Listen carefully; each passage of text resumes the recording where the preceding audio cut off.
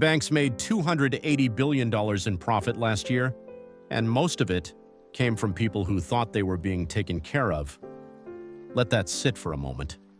Not from criminals, not from people who were careless or reckless or uninformed, from ordinary people. People who worked hard, saved carefully, and trusted the institution holding their money to be on their side. I want to ask you something, and I want you to answer honestly. When was the last time you actually read what your bank sent you? Not skimmed, not scrolled past, actually read. Because somewhere in those pages, in that language designed to feel official and final and impossible to question, is a system that has been quietly working against you for years, maybe decades. And today, we are going to read it together. Not with anger, not with fear, with open eyes. Because what you are about to understand changes everything. This is the bigger picture. Let me take you back to the first time you walked into a bank. You probably don't remember it clearly. Most people don't. It happened when you were young, maybe with a parent, maybe with a grandparent who believed in the importance of saving. There was a form, a signature, a small book or a card or a number on a screen that represented something new, the beginning of your financial life. And in that moment, nobody explained what was actually happening. Nobody sat down with you and said, "Listen, before you put your money here, there are some things you need to understand about how this place actually works." They gave you a welcome kit, maybe a small gift, a smile across a desk. And the relationship began. The problem with relationships that begin in imbalance is that the imbalance tends to grow, quietly, naturally. The way a small crack in a foundation spreads over years until one day the wall shifts and you wonder how you never noticed. Here is what nobody explained to you that day. When you deposit money in a bank, it does not sit there waiting for you. It does not exist in a vault with your name on it, patient and untouched, ready to be returned the moment you ask. That image, that feeling of safety, is one of the most powerful and most expensive illusions in modern financial life. The moment your money enters that account, the bank puts it to work. For itself, this is called fractional reserve banking, and it is not a conspiracy. It is not illegal. It is simply the way the system was built.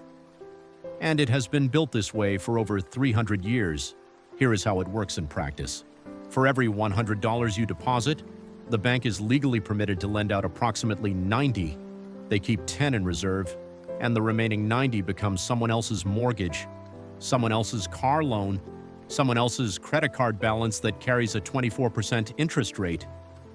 That debt generates interest, substantial interest, compounding interest. Not for you, for them. You receive somewhere between 0 and perhaps 4% on your savings, depending on the account, the institution, and how much pressure the competitive environment is placing on them at any given moment. They charge between 7 and 30% on the money they lent out using yours.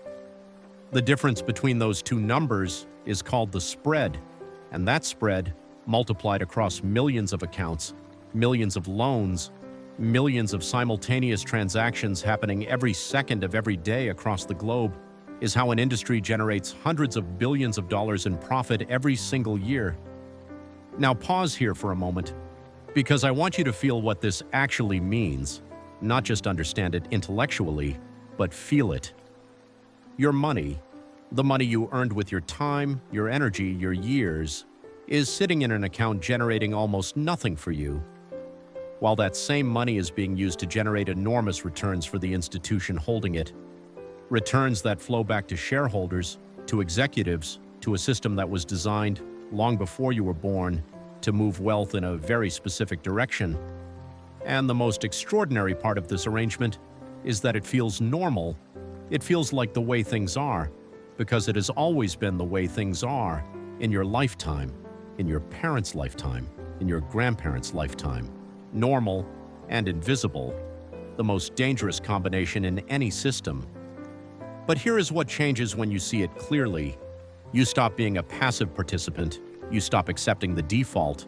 You start asking questions that the institution, quite frankly, would prefer you never thought to ask. Questions like, Why does my savings account pay less than inflation, while the bank uses my deposits to generate double-digit returns? Questions like, what am I actually paying for, and what am I actually receiving in return? Questions like, is this the best arrangement available to me, or simply the most convenient one? Those questions are the beginning of something important, not the beginning of anger, not the beginning of distrust for its own sake, the beginning of clarity. And clarity, in financial life, is worth more than almost any product any bank will ever offer you. Because products can be replicated, rates can be matched, terms can be negotiated. But the ability to see the system you are operating within clearly, honestly, without the fog of assumption and habit and inherited belief, that cannot be sold to you, it can only be earned. And you are earning it right now. There is a feeling most people have never examined, the feeling of walking into a bank and feeling safe. Not just financially safe, something deeper than that, something almost emotional. The solidity of the building, the quiet professionalism of the space, the way everything is designed to communicate permanence, stability, the sense that whatever chaos exists outside those doors, in here, things are orderly, things are under control. That feeling was designed. Every element of it, the architecture, the lighting, the uniforms, the language, the logo that has barely changed in 50 years because consistency in the financial services industry is a product. It communicates trustworthiness without saying a word. And that feeling of safety, that deep visceral sense that your money is in good hands, is the most valuable asset any bank possesses.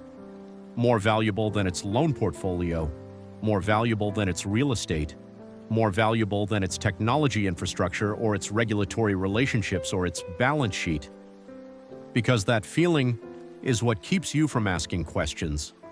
And questions are expensive for institutions built on complexity. Let me tell you about something researchers call the loyalty penalty, because this is where trust becomes mathematically costly in ways most people never calculate. Study after study, across country after country, financial product after financial product, shows the same pattern with remarkable consistency.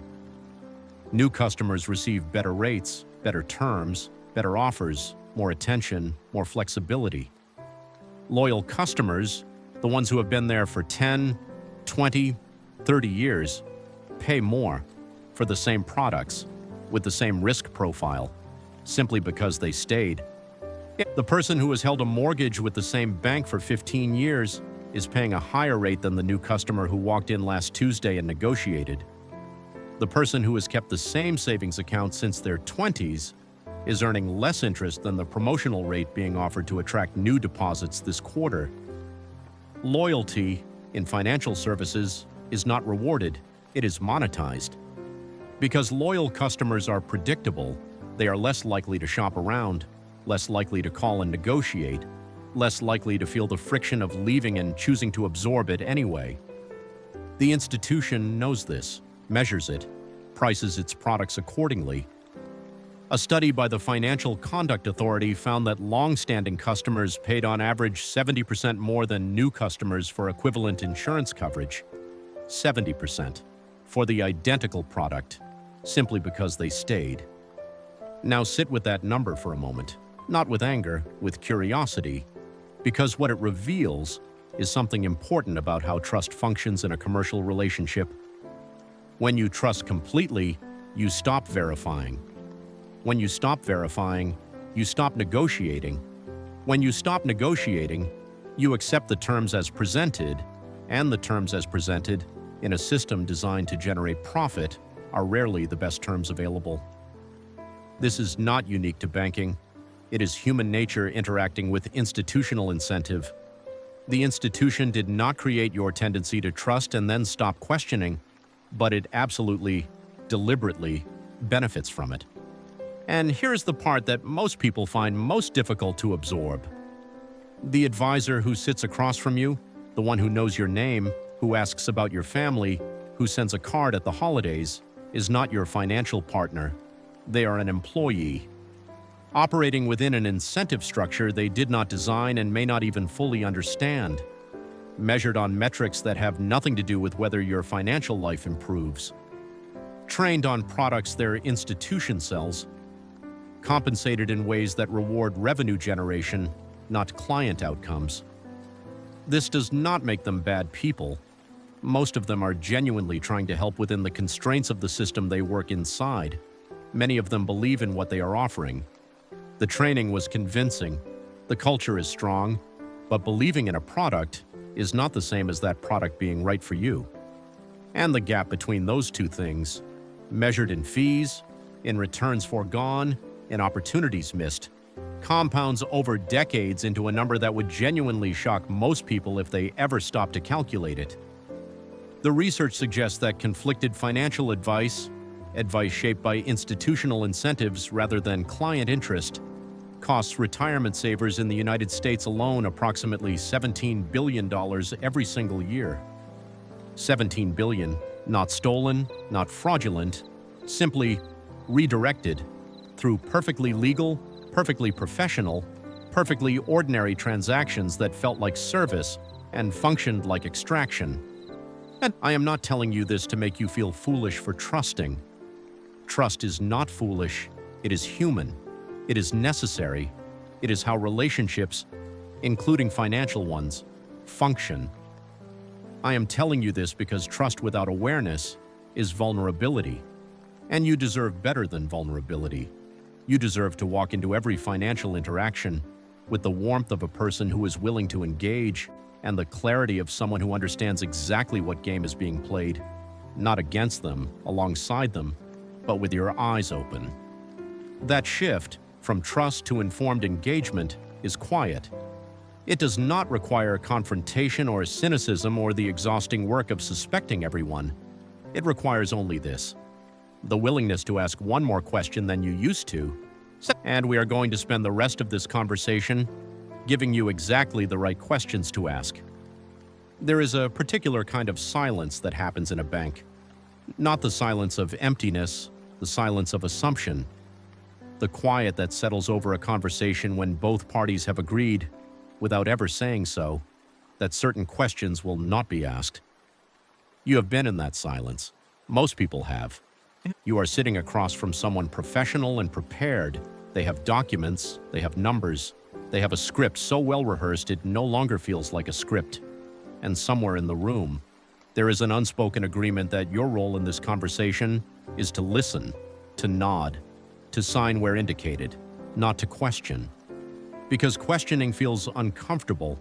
It feels like distrust, like you are accusing someone of something, like you are being difficult in a space that rewards compliance with efficiency and punishes curiosity with awkwardness.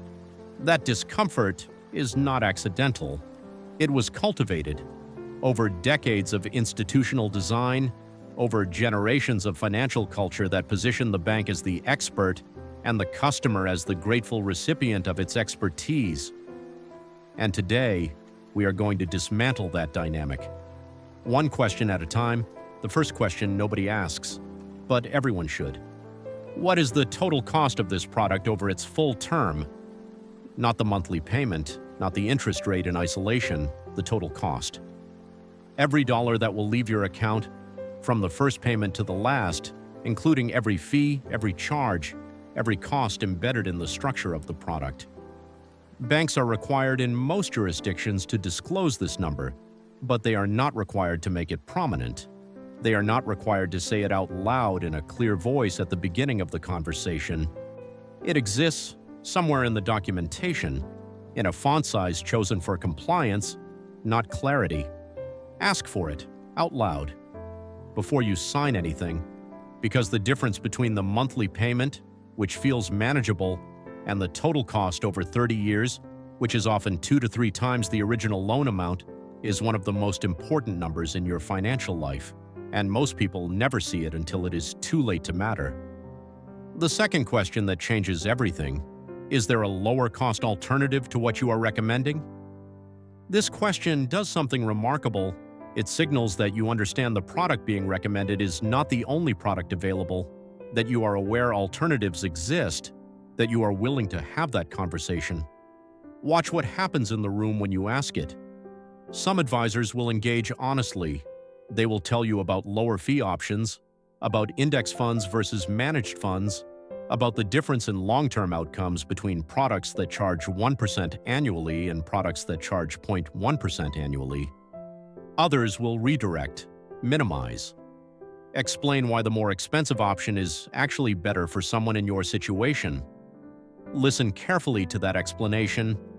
Ask what specific aspect of your situation makes the higher cost product more appropriate.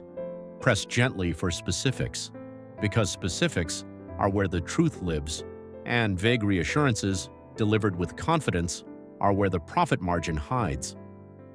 The third question, the one most people are afraid to ask because it feels almost rude. How are you compensated for this recommendation? This is not rude, this is essential.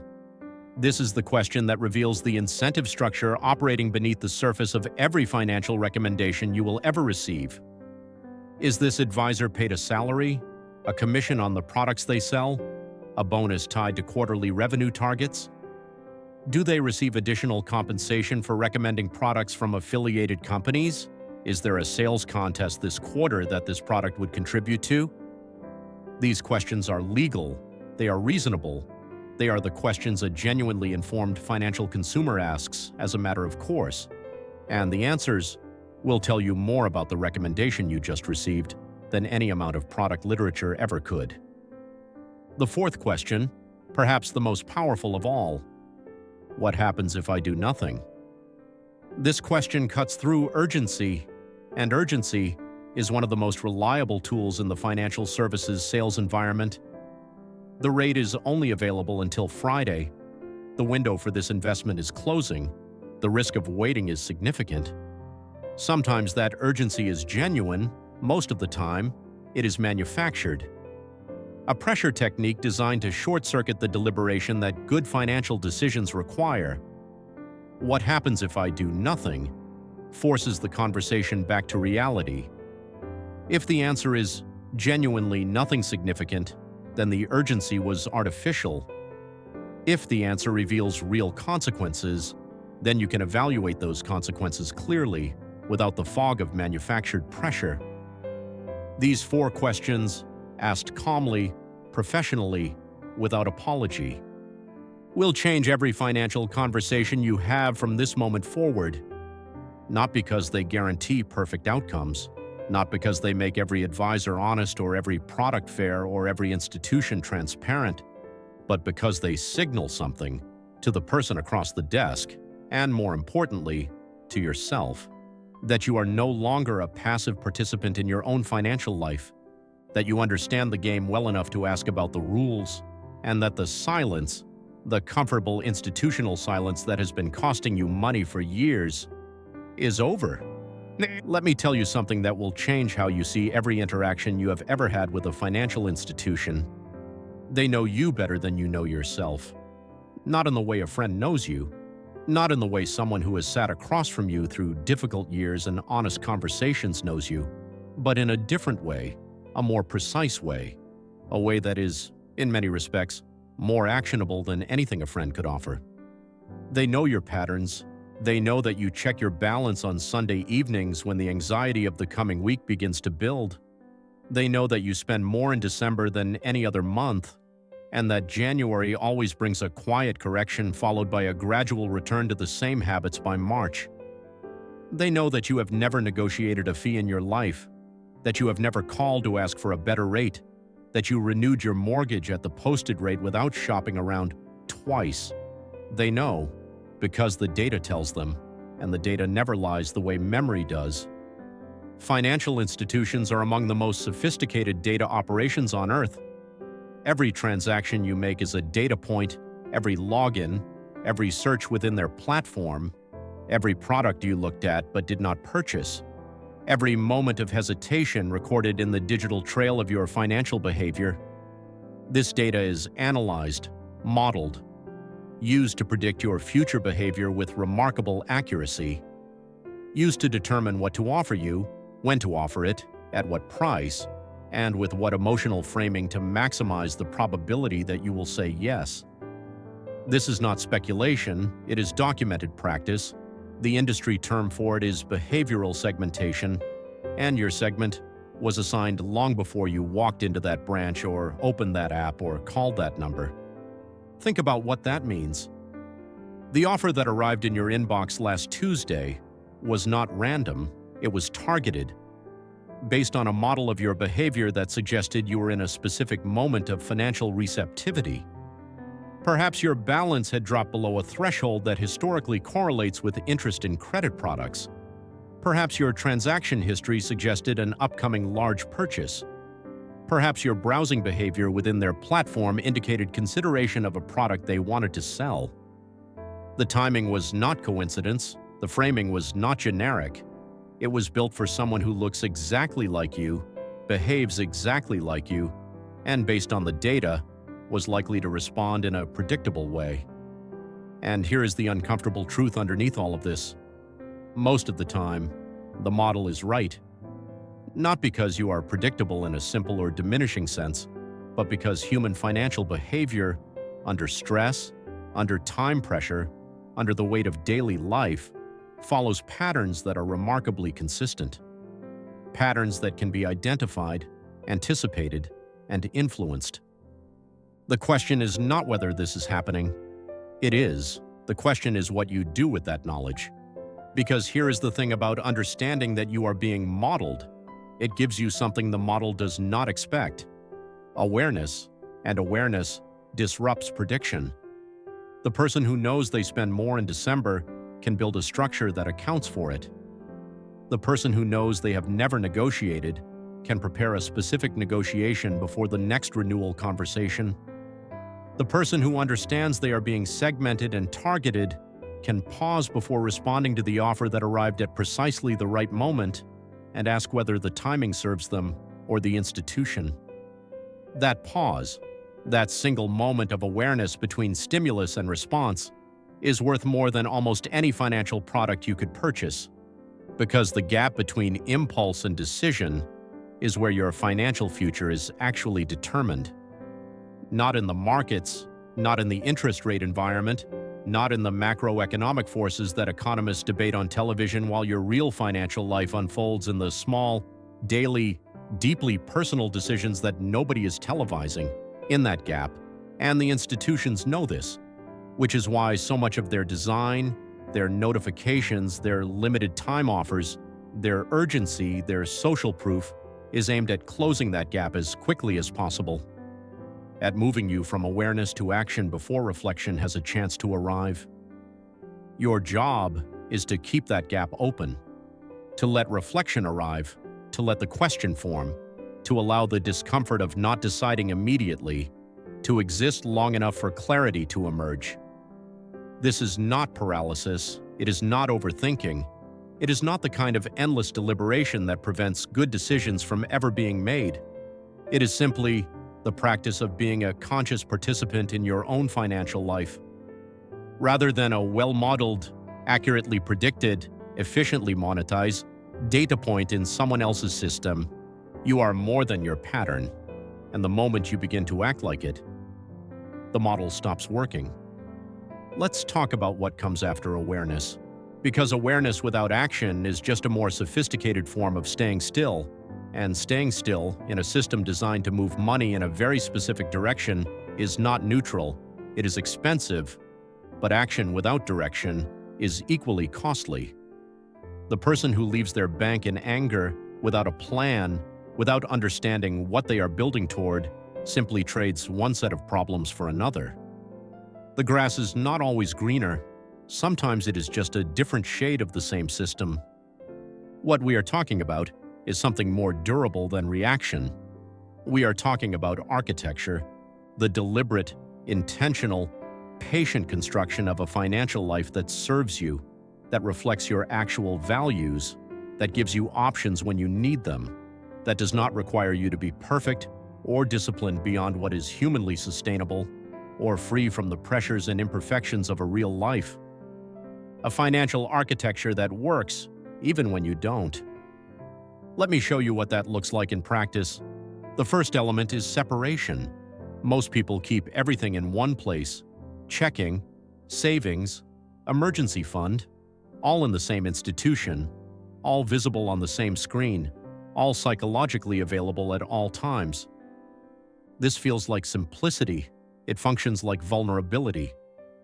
When everything is in one place, the barrier between your long-term savings and your short-term impulses is exactly zero. One moment of stress, one unexpected expense, one evening of poor judgment, and the money that was supposed to be untouchable is touched. Separation creates friction, and friction, in the right places, is one of the most powerful financial tools available. Keep your emergency fund in a separate institution from your daily banking. A high-yield savings account at an online bank, earning 4 to 5 times what the average traditional bank pays on deposits. Far enough away that accessing it requires intention. Close enough that it is available when genuine emergencies arrive. Keep your investment accounts separate from both, automated, funded before you see the money, invisible in the daily experience of your financial life, but compounding quietly in the background of every week that passes. This structure does not require wealth to implement. It requires only the decision to implement it, and that decision costs nothing. The second element is negotiation, and this one requires something that most people were never taught to apply in financial contexts: the belief that the terms are negotiable. They almost always are. Your mortgage rate, your credit card interest rate, your monthly banking fees, your insurance premiums, your investment management fees. Almost every number on every financial document you have ever signed had some degree of flexibility that was never disclosed, because disclosure would have required negotiation, and negotiation would have reduced margin. A simple phone call to your bank, your insurance company, your mortgage provider, asking directly whether better terms are available for a customer of your tenure and payment history, produces results with a frequency that surprises most people who try it for the first time. Not always, not automatically, but often enough that the call is always worth making. The script is simple.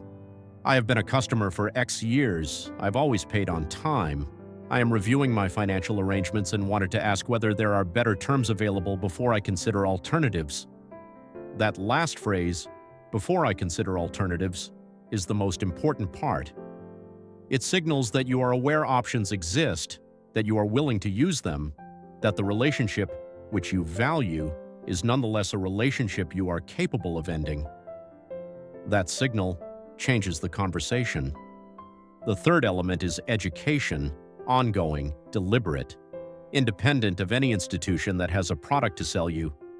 One book per quarter on money, investing, behavioral finance, or financial history.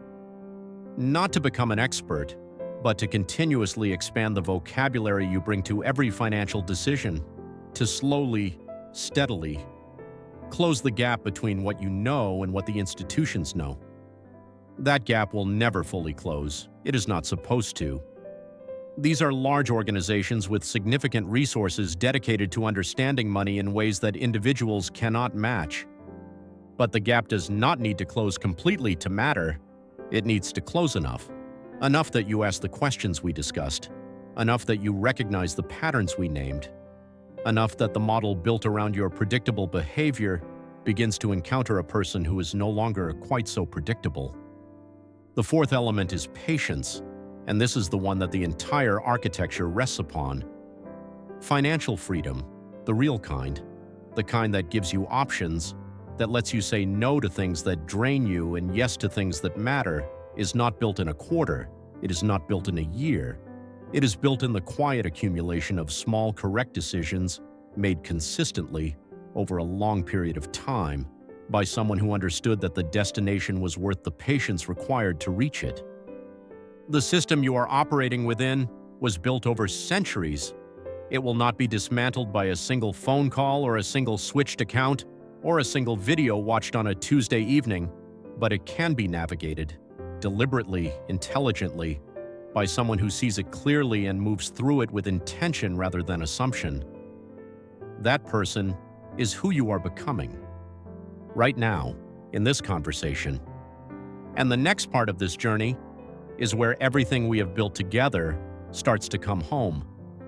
If you have made it this far into this conversation, I want to stop for just a moment, not to interrupt what we are building together, but to acknowledge something. Most people who start a video like this don't finish it. They get pulled away, distracted. The notification arrives at the wrong moment. The attention drifts before the most important part. You stayed, and that tells me something about you. Something that the data, the behavioral models, the institutional algorithms cannot fully capture. You are someone who is genuinely trying to understand, not just to feel informed, not just to have something to say at dinner, but to actually see the system you are living inside clearly enough to navigate it differently. That is rare, and it matters more than you know. So if this conversation has been worth your time, if something here has shifted even slightly how you see the financial world around you, I want to invite you to stay close to this channel. Subscribe.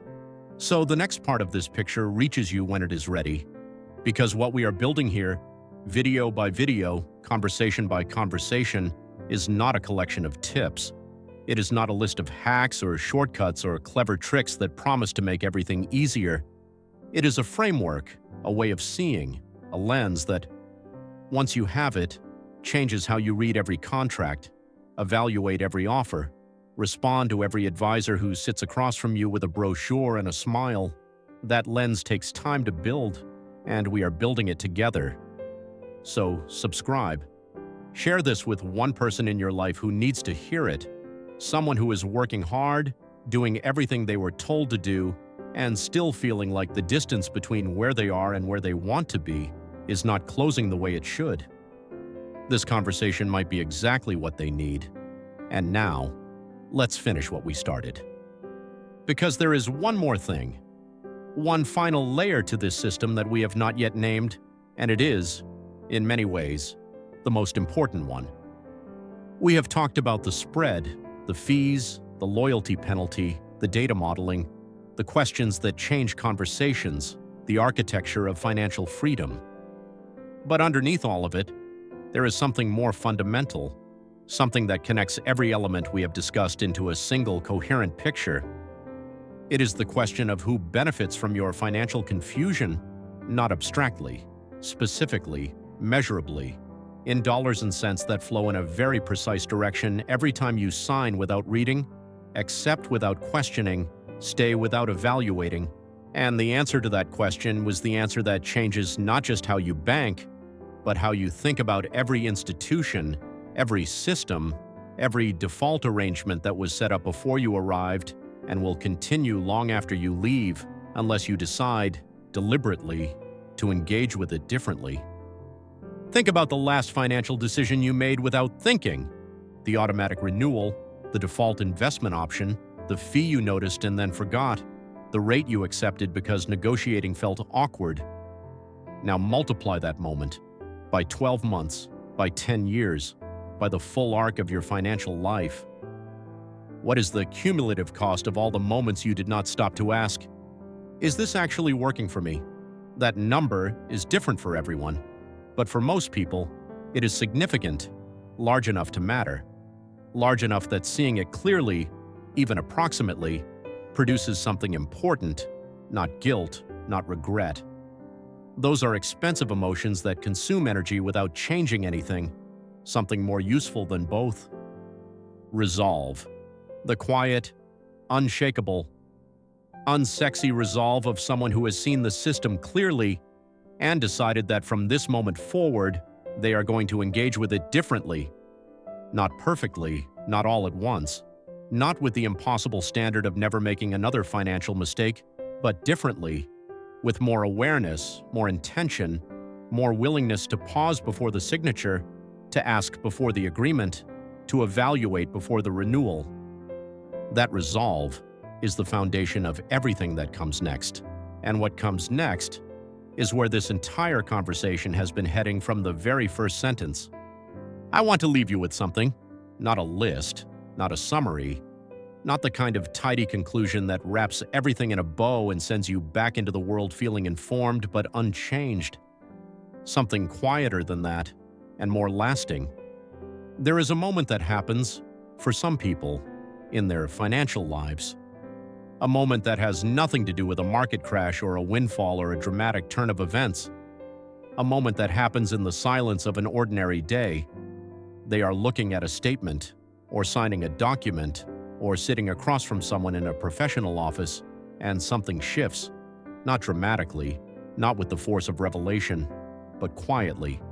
The way light changes in a room when a cloud passes and suddenly you can see the furniture differently, the same objects, the same space, but visible now in a way they weren't before. That shift is the moment a person stops being a customer and becomes a participant. Stops being someone to whom financial life happens and becomes someone who makes financial life happen. It is not a moment of anger. It is not a rejection of the system or a declaration of war against institutions or a dramatic gesture of financial rebellion.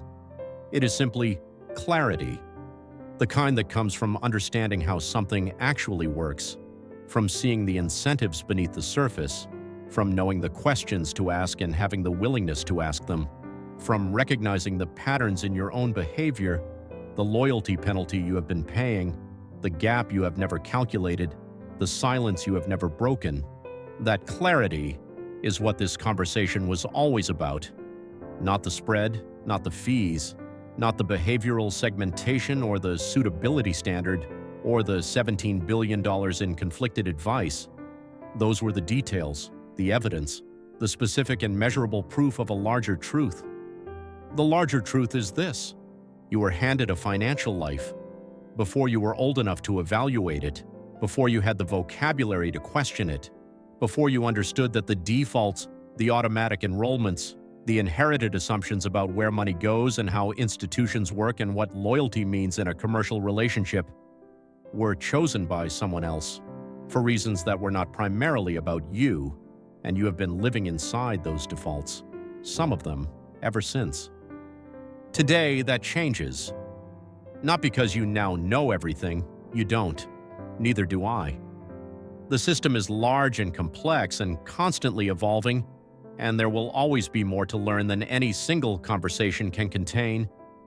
But because you now know enough to pause before the next signature, enough to ask the question that changes the room, enough to recognize the loyalty penalty when you are paying it, enough to see the gap between what you are receiving and what you could be receiving, if you simply engaged with more intention and less assumption, that is enough, more than enough, to begin.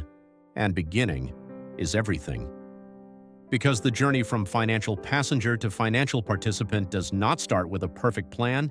It does not start with a specific net worth or a particular income or access to resources that most people do not have. It starts with a decision, quiet, personal, made somewhere between the last sentence of a conversation like this one and the first moment of the ordinary day that follows it. The decision to see clearly, to ask honestly, to move deliberately, to stop letting the system make your financial decisions by default and start making them yourself, imperfectly, incrementally, but consciously. That decision costs nothing, and it is worth everything. If this conversation has been worth your time, share it with someone who is working hard and wondering why the distance isn't closing, with someone who trusts completely and has never been given a reason to question that trust, with someone who deserves to see the system they are living inside as clearly as you now see it. 5 people, that is all. 5 people whose financial lives might look different a year from now because of a conversation that reached them at the right moment. And leave a comment below. Not to tell me what you thought of the video. Tell me what you want to understand next. What part of your financial life still feels like a room you have never been allowed to enter? What question you have carried for years without knowing where to take it? Ask it here. Because the next conversation starts with what you need most. This is the bigger picture: money, wealth, and the life you're building. We'll see you in the next one.